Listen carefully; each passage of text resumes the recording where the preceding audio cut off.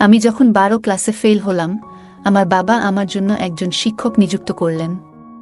তিনি যখন থেকে প্রতি সপ্তাহে আমাকে বাড়িতে পড়াতে আসা শুরু করলেন, তখন থেকেই আমার মায়ের আচরণে কিছু পরিবর্তন দেখতে পেলাম, যা আমাকে ভাবিয়ে তুলছিল।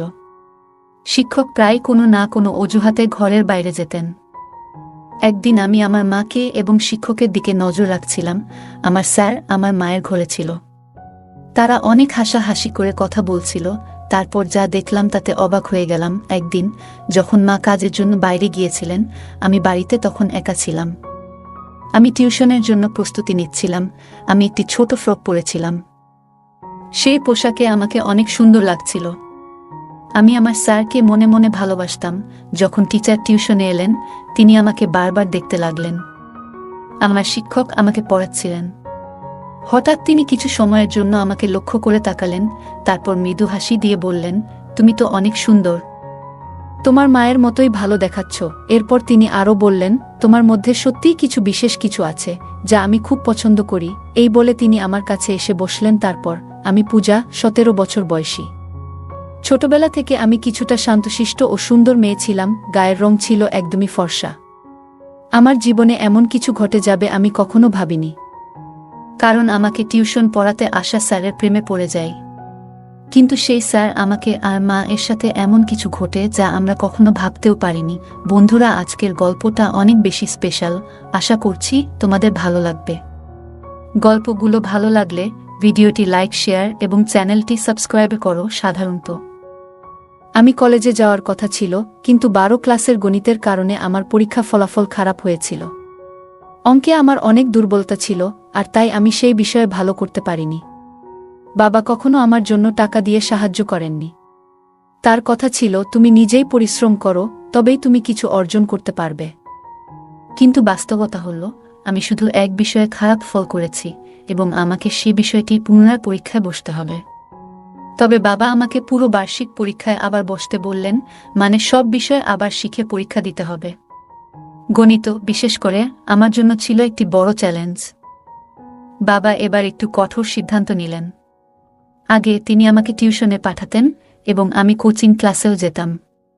তবে এবার তিনি বললেন, তুমি কোচিংয়ে গিয়ে মনোযোগ দিচ্ছ না, তাই এবার তোমার জন্য বাড়িতে একজন বিশেষ শিক্ষক লাগবে, যিনি শুধুমাত্র গণিত পড়াবেন। বাবার এই সিদ্ধান্ত আমাকে খুব ভালো লাগেনি। তবে আমি কিছু বলতে পারিনি। মা সবসময় বাবার সামনে কোনো কিছু বলতে ভয় পেতেন। এরপর নতুন শিক্ষককে সাহায্য নিয়ে আমি আবার মন দিয়ে পড়াশোনা শুরু করলাম। বিশেষ করে গণিতের প্রতি আমার মনোযোগ আরও বাড়ানোর চেষ্টা করলাম। আমি বাবার সিদ্ধান্তকে সঠিক মনে করতে লাগলাম। কয়েকদিনের মধ্যে আমার পড়াশোনা ও টিউশন শুরু হলো। এটি ছিল টিউশনের প্রথম দিন। স্কুল থেকে দুপুর 12টার দিকে বাড়ি ফিরলাম এবং মা আমাকে বললেন 1টার মধ্যে সবকিছু গুছিয়ে নিতে, কারণ 2টায় আমার টিউশন শিক্ষক আসবেন। সেদিন প্রথমবার আমি শিক্ষকের সাথে দেখা করলাম। তিনি প্রায় 30 বছরেরও কম বয়সী একজন যুবক। মা তাকে একটু জল দিলেন এবং তিনি জল পান করার সময় কিছুটা লজ্জিত মনে হচ্ছিলেন। সম্ভবত আমি তার প্রথম ছাত্রী ছিলাম। আমি চাইছিলাম যে আমি গণিত ভালোভাবে শিখি। প্রথম দিন শিক্ষক খুব বেশি চাপ দেননি, তাই আমি একটু স্বস্তি পেলাম। তবে শিক্ষককে দেখে মনে হয়েছিল তিনি খুবই পেশাদার এবং কিছুটা লাজুক প্রকৃতির মানুষ ছিলেন। কিছুদিন ভালোভাবেই কাটল। শিক্ষকের পাঠদান সংগঠিত ছিল, কিন্তু গণিত এখনও আমার কাছে অস্পষ্ট ছিল। টিউশনের মধ্যে মাঝে মাঝে আমি ঘুমিয়ে পড়তে শুরু করলাম। যখন শিক্ষক পানির জন্য ঘর থেকে বের হতেন, তখন হঠাৎ করে আমার ঘুম চলে আসত এবং আমি 1 থেকে 2 ঘন্টা ঘুমিয়ে থাকতাম। শিক্ষক কখনোই আমার এ বিষয়ে কিছু বলেননি বা মার কাছে অভিযোগ করেননি। আমি বুঝতে পারছিলাম যে শিক্ষক সত্যিই ভালো, কিন্তু আমার ঘুমানোর পর অন্য জায়গায় কিছু ঘটছিল যা আমার অজানাই ছিল। মা এবং শিক্ষকের মধ্যে কিছু চলছে, কিন্তু তাতে আমার দৃষ্টি পড়ছিল না। আমি কিছুই বুঝতে পারছিলাম না। আমার চোখের আড়ালে কিছু একটা ঘটছিল। একদিন টিউশন চলাকালীন হঠাৎ করে আমার কাশি হতে লাগলো এবং তা বন্ধ হতে চাইছিল না। আমার কাশি করতে দেখে শিক্ষক আমার পিঠে হাত দিলেন। কাশির শব্দ মায়ের কাছে পৌঁছালে তিনি তাড়াতাড়ি জল নিয়ে এলেন। সেই সময়েও আমি শিক্ষকের উপর নজর রেখেছিলাম। মায়ের হাত থেকে পানির গ্লাস যখন শিক্ষক নিলেন, তখন তাদের হাত একসাথে লাগার মতো হলো। এটি দেখে একটু অস্বস্তি অনুভব করলাম এবং কেন জানি মায়ের উপর রাগও হচ্ছিল। তখন আমার মনে কি চলছে তা আমি নিজেই বুঝতে পারছিলাম না। পরবর্তীতে শিক্ষক আমাকে নিজের হাত দিয়ে পানি দিলেন। তিনি আমার কাছাকাছি আসছিলেন এবং আমার মধ্যে এক অদ্ভুত অনুভূতি শুরু হলো। এই অনুভূতিগুলি কি তা আমি জানি না, সে সময় আমি এটি ঠিকভাবে বুঝতে পারিনি। পরের দিন স্কুলে গিয়ে বিরতির সময় আমার দেখা হয় আমার বন্ধু তানিয়ার সঙ্গে। তানিয়া আমার পুরনো বন্ধু এবং আমরা দুজনেই 12 ক্লাস পর্যন্ত একসাথে পড়েছি। সে আমার মতো ফেল করেনি, তাই কলেজে ভর্তি হয়েছে। সেদিন আমি তানিয়াকে একটি ছেলের সাথে দেখলাম। আমি জিজ্ঞেস করলাম, তুমি সবসময় এই ছেলের সাথে সময় কাটাও কেন? সে উত্তর দিল, এটা আমার বয়ফ্রেন্ড। তার উত্তর শুনে আমি তাকে বোঝাতে লাগলাম, তানিয়া, এত কম বয়সে এসব তোমার জন্য ঠিক নয়। প্রেমের জন্য হয়তো এখনো সময় রয়েছে। তখন তানিয়া হেসে বলল, পূজা, কলেজ লাইফ তো এসবই করার জন্য। কলেজে যাওয়া মানেই এরকম কিছু। আমি যদিও কলেজে ছিলাম না, তবুও মনে হতে লাগলো যে বয়ফ্রেন্ড থাকা জরুরি। তানিয়া বলল, দেখো, কলেজে প্রায় সব মেয়েরই বয়ফ্রেন্ড আছে। তুমি এখনও স্কুলে, তাই হয়তো বয়ফ্রেন্ড গার্লফ্রেন্ড সম্পর্কের ব্যাপারে তোমার ধারণা খুব স্পষ্ট নয়। আমি বুঝানোর চেষ্টা করছিলাম যে এটি সঠিক নয়, কিন্তু এর মধ্যে সে হেসে বলল, তাহলে কি তোমারও কোনো বয়ফ্রেন্ড আছে? তার এই প্রশ্নে কিছুটা বিব্রত হয়ে আমি বললাম, না। আমার কিছুটা ধীরতা দেখে তানিয়া বলল, পূজা, তুমি 12 ক্লাসে পড়ছো বটে, কিন্তু তা বলে তোমার বয়স তো আমার সমান। যদি তোমারও কারো সাথে বন্ধুত্ব করার ইচ্ছা থাকে, তাহলে মনে রাখবে এটা শুধু কলেজের জন্য নয়। যদি কাউকে ভালো লাগে তবে তার সাথে কিছু সময় কাটাতে ভয় পাবে না। তানিয়ার কথাগুলো আমাকে ভাবাতে লাগলো। মনে হলো, যদিও আমি কলেজে নেই, তবুও আমার বয়স এমন যে আমি এসব অভিজ্ঞতা নিতে পারি। সে তখন বলল, যদি তোমার কারো সাথে বন্ধুত্ব করতে হয়, তাহলে আমি তোমাকে আমার বয়ফ্রেন্ডের এক বন্ধুর সাথে পরিচয় করিয়ে দিতে পারি। আমি সঙ্গে সঙ্গে জানিয়ে দিলাম, না, আমি সেই জন্য প্রস্তুত নই। কারণ আমার বয়সের ছেলেদের প্রতি আমার বিশেষ আগ্রহ ছিল না। গত কিছুদিন ধরে আমার নজর কেবল আমার টিউশন টিচারের প্রতি ছিল। কখনো কখনো অনিচ্ছাকৃতভাবে টিচারের হাত আমাকে স্পর্শ করলে এক ধরনের অনুভূতি আমার মনে জেগে উঠত। তানিয়ার সাথে কথা বলে আমি বুঝতে পারলাম, যখন কাউকে ভালোবাসা হয় তখন এ ধরনের অনুভূতি হতে পারে। এখন আমি বুঝতে পারলাম যে আমার টিউশন টিচার আমাকে ভালো লাগছে, আর তাদের বয়সের বিষয়টি আমার কাছে অপ্রধান হয়ে পড়ে। আমি সিদ্ধান্ত নিয়েছিলাম, শীঘ্রই আমি আমার অনুভূতি আমার টিচার এর সাথে শেয়ার করব। আমি নিশ্চিত ছিলাম যে সে আমার প্রস্তাব নাকচ করবেন না, কারণ আমার সৌন্দর্য বিশেষভাবে আকর্ষণীয়। সেদিন যখন আমি স্কুল থেকে বাড়ি ফিরলাম, মায়ের কিছু বলার আগেই আমি টিউশনে যাওয়ার জন্য প্রস্তুত হয়ে গেলাম। আমাকে তাড়াতাড়ি প্রস্তুত দেখে মা আমাকে প্রশংসা করে বললেন, আজ তো তুমি দারুণ প্রস্তুতি নিয়ে এসেছ। মা জানতেন না আমি কেন এত তাড়াহুড়ো করেছিলাম। কিছুক্ষণ পরে টিচার যখন আমার বাড়িতে এলেন, আমি শুধু তার দিকে তাকিয়েছিলাম। যখন স্যার আমাকে পড়াচ্ছিলেন, তখন আমার মন পড়ার দিকে ছিল না, বরং আমি তার দিকে মনোযোগী ছিলাম। হঠাৎ তার দৃষ্টি আমার দিকে পড়লে আমি তৎক্ষণাৎ অন্যদিকে তাকিয়ে গেলাম। টিচার বললেন, আমি একটু পানি পান করতে যাচ্ছি, তুমি এই প্রশ্নটা সমাধান করো। আমি মাথা নেড়ে সম্মতি জানালাম, কিন্তু আমার মন পড়ার উপর ছিল না, বরং আমার ক্রাশের দিকে। আমি তাকে মনে মনে ভালোবাসতে শুরু করছিলাম, কিন্তু আমি জানি না এই কথাটা তাকে জানাবো কিভাবে। কিছু সময় পর আমি আবার বিশ্রাম নিতে যাচ্ছিলাম। আমার খুব ঘুম পাচ্ছিল, কিন্তু নিজেকে জাগিয়ে রাখলাম। অনেক সময় পার হয়ে গেল এবং টিচার ফিরে আসলেন না। তাকে ডাকতে বাইরে গেলে দেখলাম সে হলরুমে মায়ের সাথে বসে আছেন। আমার টিচার মায়ের কাঁধে হাত রেখে গল্প করছিলেন, যা আমার কাছে একটু অদ্ভুত লাগলো। আমাকে দেখেই সে মায়ের থেকে কিছুটা দূরে সরে গিয়ে বললেন, আমার একটু অলস লাগছে, তাই আমি তোমার মাকে বলেছিলাম আমার জন্য চা বানাতে। আমি মাথা নেড়ে কিছু বললাম না। মা বললেন, ঠিক আছে, আমি চা বানিয়ে নিয়ে আসছি। এই সময়ে তুমি পূজার টিউশন চালিয়ে যাও, আমি চা তোমার ঘরে নিয়ে আসব। টিচার আমার সাথে ফিরে ঘরে এলে আমি তার পাশে বসে কিছু গণিতের প্রশ্ন জিজ্ঞেস করতে লাগলাম।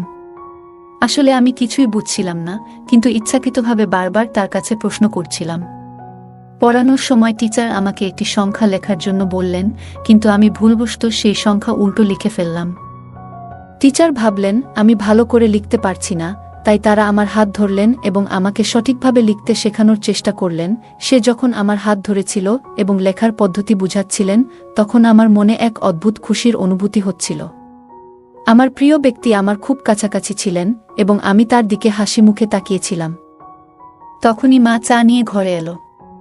মা দেখা মাত্রই টিচার আমার থেকে একটু দূরে সরে গেলেন, যেন মা তাকে শাসন করার জন্য এগিয়ে আসছেন। আমি মা এবং টিচারের সম্পর্কের দিকে বেশি লক্ষ্য করছিলাম না। আমার মন ছিল একমাত্র টিচারের দিকে। ভাবছিলাম কিভাবে তাকে আরও বেশি আকৃষ্ট করতে পারব, কিভাবে আমি তাকে আমার মনের কথা বলতে পারব।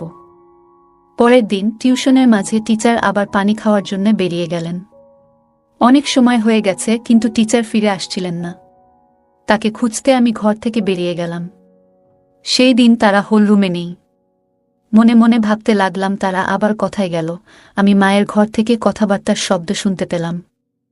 আমি ধীরে ধীরে মায়ের ঘরের কাছে গেলাম এবং দেখলাম দরজা একটু খোলা। দেখলাম টিচার মায়ের সঙ্গে সেখানে বসে আছেন এবং তারা একে অপরের খুব কাছে। টিচারের একটি হাত মার কাঁধে ছিল। এই দৃশ্য দেখে আমি অত্যন্ত হতবাক হলাম, কারণ আমি দেখলাম আমার মা আমার পছন্দের ব্যক্তির সাথে সময় কাটাচ্ছেন। সেই মুহূর্তে আমার মন ভরে গেল রাগে। আমি দ্রুত কিচেন থেকে একটি কাচের গ্লাসে জল নিয়ে এসে মার ঘরের সামনে গ্লাসটি জোরে ফেলে দিলাম। ওই শব্দে তারা দুজনই তৎক্ষণাৎ বাইরে এসে পড়লেন। মাকে দেখার পর আমি বললাম, বিপত্তি হয়ে গেছে, গ্লাসটি হাত থেকে পিছলে গেছে। কিন্তু টিচার উল্টো প্রশ্ন করে বললেন, তুমি এখানে কি করছো? আমি সোজাসুজি তাদের দিকে তাকালাম এবং টিচার আমাকে বললেন, তোমার মায়ের মোবাইলের সমস্যা দেখা দিয়েছিল, তাই তোমার মা আমাকে এখানে ডেকেছিলেন। তার ভয়ে ভয়ে কথা বলার ধরন যা বুঝিয়ে দিল যে তাদের মধ্যে এক বিশেষ সম্পর্ক ছিল, যা আমার কাছ থেকে আমার মা আর আমার স্যার লুকাতে চাচ্ছে। কিন্তু আমি তো মার মেয়ে এবং আমি জানতাম যে আমি আমার মায়ের থেকে বেশি তরুণ ছিলাম। টিচার অবশ্যই আমার প্রতি আকৃষ্ট হতে বাধ্য ছিল। এখন আমার পরিকল্পনা ছিল কিভাবে টিচারকে আকর্ষণ করব। সেই দিন কিছু করতে পারলাম না, কারণ টিউশনের সময় শেষ হয়ে গেল। কিন্তু আগামী দিনে আমি নিশ্চয়ই কিছু করার চেষ্টা করব। একদিন যখন আমি টিউশনের জন্য প্রস্তুতি নিচ্ছিলাম, আমি একটি ছোট ফ্রক পরেছিলাম। সেই পোশাকে আমাকে অনেক সুন্দর লাগছিল, আর আমি একটু হালকা করে সেজেছিলাম। যখন টিচার টিউশনে এলেন, তিনি আমাকে বারবার দেখতে লাগলেন। পড়াশোনা শুরু হলে কথার মধ্যে আমি তার হাত আমার পায়ের কাছে রাখলাম। এরপর বেশ কিছু সময় ধরে টিচার তার হাত আমার পায়ের কাছ থেকে সরালেন না। এতে বুঝতে পারছিলাম যে তিনি ক্রমশ আমার প্রতি আকৃষ্ট হচ্ছেন। সেদিন সময় কেটে গেল, কিন্তু প্রতিদিনের মতো টিচার পানি খেতে বা অন্য কোনো কারণে ঘর থেকে বেরিয়ে যাননি। বরং তিনি আমাকে হাত ধরে পড়াতে লাগলেন এবং মাঝে মধ্যে আমার দিকে তাকাচ্ছিলেন। এটি আমার কাছে খুব ভালো লাগছিল। হঠাৎ করে মা এসে যান। যখন তিনি দেখলেন টিচার আমার হাত ধরে পড়াচ্ছেন, তার চোখ বড় হয়ে গেল। মা চায়ের প্রসঙ্গে টিচারকে সেই ঘর থেকে বাইরে নিয়ে গেলেন। আমি স্বভাবতই টিচারের পেছনে চলে গেলাম। টিচার সরাসরি মায়ের ঘরে না গিয়ে বাইরে হলের একটি কোণে বসে থাকলেন। মা আমাকে কিচেনে নিয়ে গিয়ে গম্ভীরভাবে বলতে লাগলেন, তুই আর ছোট নেই, এইভাবে অচেনা মানুষের সামনে ছোট পোশাকে ঘুরে বেড়াতে তোর কিছু মনে হয় না? তিনি বললেন, এটি আমার প্রথম এবং শেষ সতর্কতা। মার গম্ভীর মুখের দিকে তাকিয়ে আমার মনে হল তিনি সত্যিই চিন্তিত। আমি চেষ্টা করছিলাম যেন তিনি সতী সাবিত্রী যেভাবে থাকেন, কিন্তু তার বিয়ে হয়ে গেলেও তিনি একজন যুবকের সাথে সময় কাটাচ্ছেন। আমি তখন এমন পোশাক পরেছিলাম যা মায়ের কাছে অশালীন লেগেছিল। যখন আমি কিছু বলতে যাচ্ছিলাম, ঠিক তখনই বাইরে থেকে বাবা ডাকলেন। সেদিন বাবা আগে বাড়ি এসেছিলেন। বাবার ডাক শোনার পর মা এক গ্লাস জল নিয়ে বাইরে চলে গেলেন। সেদিন রাতের ঘটনাগুলি আর কেউ জানত না। ঘুমানোর আগে আমি মায়ের কাছে ক্ষমা চাইলাম এবং বললাম, মা, আমি ভবিষ্যতে স্যারের সামনে এমন কিছু করব না। পরের দিন টিউশনের সময় আসার আগে মা বাজারে যাওয়ার জন্য বেরিয়ে গেলেন। আমি রাতের ক্ষমা চাওয়ার মাধ্যমে মায়ের বিশ্বাস অর্জন করতে চেয়েছিলাম যে আমি আর স্যারের সামনে এমন আচরণ করব না। সাধারণত রবিবারে বাজার হয় এবং মা সবসময় বাজারে যেতেন। আমি ভাবলাম, যদি মা আমার এবং স্যারের মধ্যে কিছু সন্দেহ করেন তবে তিনি বাজারে যাবেন না। তাই আমি আগে থেকেই তাকে সঠিকভাবে বোঝানোর চেষ্টা করলাম, যাতে তার মনে সন্দেহ দূর হয় আর যেন বাজারে চলে যান। মা বাজারে চলে যাওয়ার পর আমি এবং স্যার বাড়িতে একা ছিলাম। তখন অচিরেই টিচার আমার হাত ধরে আমাকে গণিত পড়াতে শুরু করলেন। তিনি বললেন, আমি জানি তুমি ইচ্ছা করে গণিতে ভুল লিখছিলে, যাতে আমি তোমার হাত ধরতে পারি। তার কথা শুনে আমি হাসতে লাগলাম। তারপর তিনি বললেন, পূজা, তুমি খুব সুন্দর, কি তোমার ধারণা আমি তোমার দিকে নজর দিইনি? তিনি বললেন, আমি তোমাকে একটা কথা বলতে চাই, তুমি তোমার বয়সের তুলনায় অনেক বেশি সুন্দর। এটি সেই সময় যখন প্রেমের কথা বলার জন্য প্রস্তুত হওয়া উচিত। তবে তুমি কেন নিজেকে আটকে রেখেছ? স্যারের কথাগুলো শুনে আমি হাসি চাপতে পারলাম না, কারণ যেটা আমি চাইছিলাম সেটাই তার মুখ থেকে বেরিয়ে এলো। স্যার বললেন, আমি তোমার প্রতি ভালোবাসা অনুভব করি। তিনি আমাকে আলতো করে হাত ধরলেন। আমি জিজ্ঞেস করলাম, স্যার, কি সত্যিই আপনি আমার প্রতি প্রেম অনুভব করেন? আমিও আপনাকে ভালোবাসি, কিন্তু একটা প্রশ্ন আছে, আপনি কেন প্রতিদিন কোনো না কোনো বাহানা তৈরি করে মায়ের ঘরে যান? আপনাদের মধ্যে কি কোনো সম্পর্ক আছে? আমার প্রশ্ন শুনে স্যার হাসলেন এবং বললেন, পূজা, তুমি কি মনে করো আমি তোমার মার প্রতি আকৃষ্ট? একদম নয়। আমি তো প্রথম থেকেই তোমার প্রতি নজর রেখেছিলাম। আমি দেখতে পেয়েছিলাম যে তুমি আমাকে ভালোবাসো কিনা। কিন্তু তোমার মায়ের কারণে আমি আমাদের সম্পর্কটি গোপন রাখতে চেয়েছিলাম, যাতে তিনি সন্দেহ না করেন। আমি ভয় পেয়েছিলাম যে যদি আমি তোমার সামনে আমার অনুভূতির প্রকাশ করি তাহলে তুমি বিপর্যস্ত হয়ে যাবে, এ কারণে কিছু বলিনি। পরে ধীরে ধীরে তিনি আমার কাছে আসতে শুরু করেন এবং আমাদের মধ্যে প্রেমের সম্পর্ক গড়ে উঠতে থাকে। হঠাৎ করে আমার ঘরের দরজা জোরে খুলে যায় এবং সেখানে মা চলে আসেন। তাকে দেখে আমি একটু অবাক হলাম, কিন্তু একই সঙ্গে জানতাম যে আমি কোনো ভুল করছি না। আমি শুধু একজন বন্ধুর সাথে সময় কাটাচ্ছি। মা আমার কাছাকাছি এসে স্যারকে দূরে সরিয়ে দিলেন এবং বললেন, ভালো হয়েছে, আমি যদি মোবাইলের দিকে নজর না দিতাম তাহলে হয়তো তোমার এবং এই মানুষের সত্য আমার সামনে এসে যেত না। ব্যাগে মোবাইল না থাকার কারণে আমাকে আবার বাড়িতে ফিরতে হলো। প্রিয়া, এত কম বয়সে তোমার। আমি জানি আমি গতকালই তোমাকে সতর্ক করেছিলাম, কিন্তু আজকে তুমি আবার সেই অবস্থায় পৌঁছে গেছ। স্যার মার সামনে আমাকে ভুল প্রমাণিত করার চেষ্টা করছেন। স্যার মাকে বললেন, বেশ কিছু দিন ধরে তোমার মেয়ে বেশ কিছু অদ্ভুত কাজ করছে। আজকে সে নিজেই আমার সঙ্গে এই বিষয়গুলো নিয়ে আলোচনা করতে এসেছে। মাকে বলতে দেখার পর আমি বাধা দিলাম এবং বললাম, মা, এই লোকটির কথায় বিশ্বাস করো না। আমি তোমার শপিং ব্যাগে থেকে তোমার মোবাইল বের করেছিলাম যাতে তুমি অর্ধেক পথে ফিরে এসে সত্যটা জানতে পারো। এটি আমি ইচ্ছাকৃতভাবে করেছি যাতে তুমি বুঝতে পারো এই ব্যক্তির আসল চেহারা কি। আমি বললাম, এই টিউশন শিক্ষক আমাদের বাড়ির 2 মহিলার সঙ্গে এক ধরনের অসৎ ব্যবহার করছে। তুমি তার প্রেমে পড়তে পারো, কিন্তু আমি না। আমি কয়েকবার তোমাদের দুজনকে একসঙ্গে দেখেছি। তাই আমি এই সব ঘটনাকে সাজিয়েছি যাতে তোমার কাছে এই লোকটির সত্যি মুখোশ খুলে দিতে পারি। যখন স্যার পড়াতে আসেন ঠিক তখন আমি মায়ের মোবাইলে ভিডিও রেকর্ডিং শুরু করে দিই এবং সেটি ঘরের এক কোণে রাখি। যে কোনো কিছু তিনি মায়ের সম্পর্কে বলতেন সবকিছু সেই মোবাইলে রেকর্ড হয়ে গিয়েছিল। যখন মা সেই ভিডিওটি দেখলেন তিনি বুঝতে পারলেন যে স্যার তাদের সাথে প্রতারণা করছেন। মা সেই নালায়েককে পুলিশে দেওয়ার হুমকি দিলে তিনি সেখান থেকে পালিয়ে গেলেন। এরপর মা বললেন, পূজা, আমি অনেক ভুল করেছি, আমি জানি, কিন্তু আমি কি করব? তোমার বাবা আমাকে তেমন সময় দেন না। যেদিন তোমার টিউশন শিক্ষক বাড়িতে এসেছিল সেদিন থেকেই তার সাথে আমার কথা বলা শুরু হয়। তখন আমি মনে করেছিলাম সে আমার মন বুঝতে শুরু করেছে। তার মিষ্টি কথায় আমি এমনভাবে আবদ্ধ হয়ে পড়েছিলাম যে তার স্বার্থপর প্রেমকে আমি সত্যিকারের মনে করতে শুরু করেছিলাম। আমি তো এতটাই তার প্রেমে মজেছিলাম যে তোমার কথা পর্যন্ত ভুলে গিয়েছিলাম। মা আরও বললেন, আমি সেই নালায়েকের সাথে বিয়ে করার কথা ভাবছিলাম, কিন্তু জানতাম না যে তার তোমার প্রতি এমনই ঘৃণ্য দৃষ্টি রয়েছে। সে আমার সাথে প্রেমের নাটক করে, কিন্তু তোমার সাথেও সময় কাটানোর চেষ্টা করছিল, এটি আমি বুঝতে পারিনি। তোমার বাবা সবকিছু করেন, যখন আমি যা কিছু চাই তা দেন, কিন্তু শুধু অর্থ দিয়ে একটি সম্পর্ক চলে না। ভালোবাসা ও মতবিনিময়ও প্রয়োজন। কিন্তু আমাদের মধ্যে তো এসব কিছুই ছিল না। এই কারণে যখন আমাকে অন্য একজনের কাছ থেকে একটু ভালোবাসা পেলাম আমি তাতেই গা ভাসিয়ে দিলাম। আমি সত্যি খুব বড় একটি ভুল করেছি। মা যে ভুল বুঝতে পেরেছিলেন।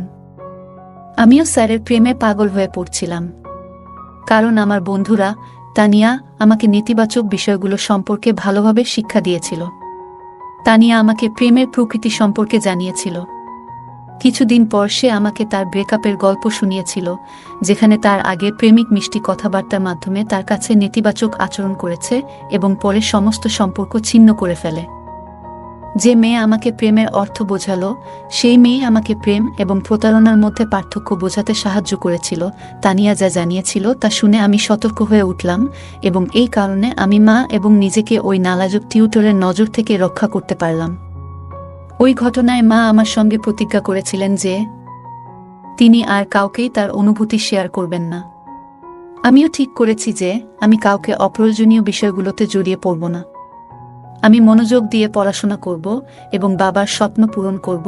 প্রিয় বন্ধুরা, এটা মনে রাখা জরুরি যে জীবনের একজন সঙ্গীর ভালোবাসা কেবল অর্থের উপর নির্ভর করে না। সময় মতো সঙ্গীকে সময় দেওয়া এবং তাদের অনুভূতিগুলো বোঝা জীবনের একটি মৌলিক প্রয়োজন।